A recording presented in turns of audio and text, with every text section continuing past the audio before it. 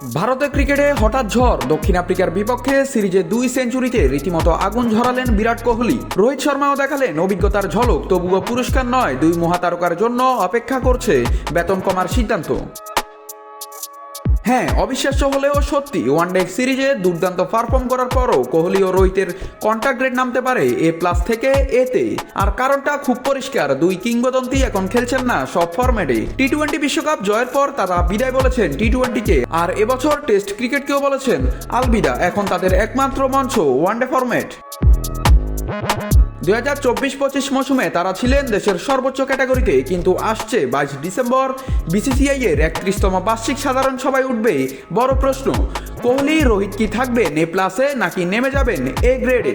মজার বিষয় হলো, ক্যারিয়ারের সায়ান্নে এসেও দুজনই এখনও আছেন ওয়ানডে র্যাঙ্কিংয়ে সবার উপরে। রোহিত শীর্ষে আর কোহলি 2-এ। ব্যাটিংয়ে ঝলক আগের মতোই, কিন্তু চুক্তির কাগজে হয়তো নামবে নতুন সূর্য। সেঞ্চুরি ঝরালেই কি সবসময় বাড়ে সম্মান, নাকি ক্রিকেট এখন শুধুই পারফর্ম নয়, ফরম্যাটের হিসেব নিকেশের খেলা? 22 ডিসেম্বরে মিলবে এর উত্তর। নাত রাহুল, নিউজ না স্পোর্টস।